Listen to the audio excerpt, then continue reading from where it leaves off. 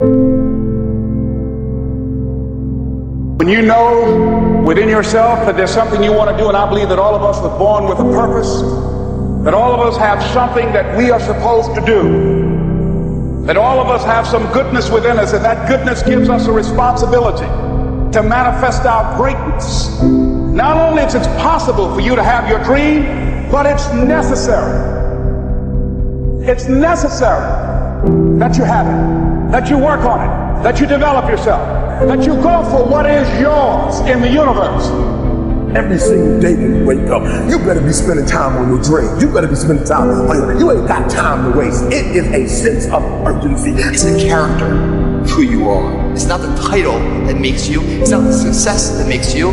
The character defines the success, defines the fame, and it starts right there. They're won in thousands of hours in the training room, in the labs, in the 5 a.m. runs, and it's raining, when everyone else is sleeping. That's when it's won. The heart of a champion is a light switch that's always on. It doesn't go on and off when someone's watching. It's constant. It's how you look at something. If your name's attached to it, and you do it right, the best of your ability every single time.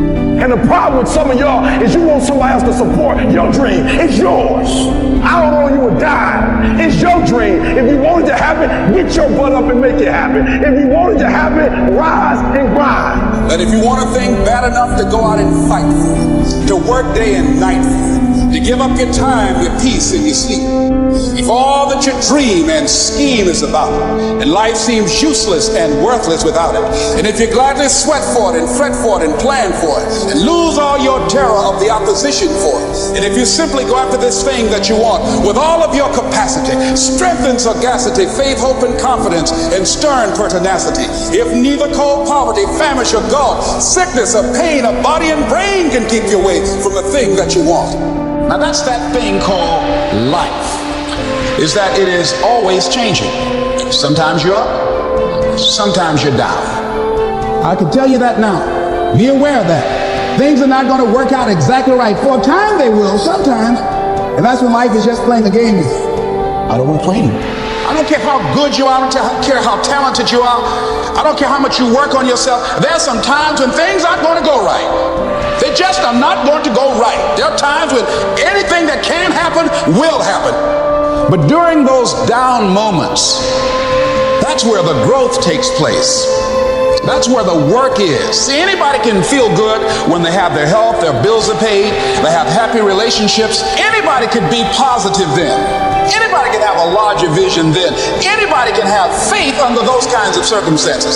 See, but the real challenge of growth, mentally, emotionally, and spiritually, comes when you get knocked down. And some of you in your life, the reason why you're not blowing up, the reason why you're not successful, you have not learned to pass. You think just because it's an opportunity, it's for you, and not every opportunity is for you. All of us have experienced some tragedy, and if we haven't, we will. And you can either let it destroy your life, or you can build upon it. You can permit it to let it hold you down, or you can decide, I'm not going to let that happen to me. I'm bigger than this. It's not going to be easy. When you want to change, it's not easy. If it were in fact easy, everybody would do it. But if you're serious, you'll go all out. We all fall down in life. The question is, who gets back up? Forgive and grow. You're about to separate yourself from the pack, and you're about to be on top. If you want to begin to move into your own personal greatness, you've got to be willing to go against the tide. You've got to be willing to harness your will and say, in spite of this, I'm in control here. I'm not going to let this get me down. I'm not going to let this destroy me. It's not your circumstances or your situation that determines if you're going to be successful or not. I've been telling you, it's your mindset. It's the way you see it. It's the way you think it. I'm coming back, and I'll be stronger and better because of it. You have got to make a declaration that this is what you stand for. Standing up for peace of mind. You're standing up for health. You're standing up for your dream. You want it. And you're going to go all out to have it. Let it go and begin to focus on developing myself. And I say to you, you're going to have people to do things to you. Things are going to happen to you. And the most important thing to do is to harness your will and let it go. Move so you can grow. So you can get on with your life. It doesn't matter about what happens to you. What matters is, what are you going to do about it? when you want something bad, you can't count the cost. Because if you count the cost and you see how much it costs, you might quit. You might give up. So you got to go in knowing that I don't count the cost. I do as many push-ups as it takes, as many sit-ups as it takes, as many reps as it takes. I study as long as it takes. I pay whatever the price is. Why? Because if I start counting the cost, I might quit. I might give up. I might surrender. Don't count the cost. You don't count the cost on this one. You don't count how many breaths you take. You don't count it. You get to a point where you don't count it. You just do whatever it takes to get whatever you want. Don't stop. Stay busy. Work your plan. Continue to do those things that you know that work for you after you have evaluated yourself in the situation. Courage is not the absence of fear. It is moving forward in spite of it. I have to have the courage. And let me tell you something, most Americans don't have this kind of courage. I have to have the courage to stop making excuses. I can't, I'm too old, I'm too young, I'm too fat. I hear this all the time, all the reasons that you can't do something. Don't tell me you can't. Don't give me excuses.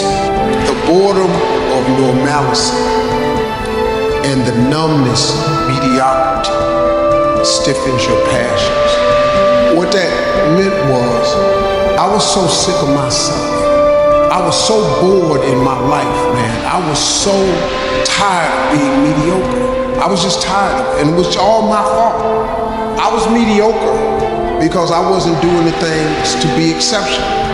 You ever say to yourself, man, there's gotta be more to my life than this? If you've ever said that, that's cause it is. And you gotta get after that, man. You gotta go and get at that. If you don't do it, life becomes real normal and real mediocre to you. Now, there's nothing wrong with being normal, but if normal is getting on your nerves, then you got to change something. Being mediocre was driving me crazy. And it started when I was homeless, man. It just pushed me. Because I was sick of being poor. I'm going to just be honest with you. Poverty, I was sick of it. I was up to here. I had enough. And homeless is a whole nother level of poverty. Not having a bathroom, a bedroom, a back door, a TV, a phone. You know, I was homeless in the 80s, man. There wasn't even no cell phones then. So I ain't got no phone, I ain't got no backyard. I ain't trying to be preachy or nothing, but that pushed me towards my faith. It's so easy to be great nowadays, my friend, because most people are weak. Most people don't want to go to that extra mile. Most people don't want to find that extra because it sucks. It's miserable. It's lonely. You talk about that you were kind of, lonely by yourself. I was the same way. And that used to hurt me growing up. That's the only place to be. Life is a war. And there are people out there and there are things out there that are trying to take you down.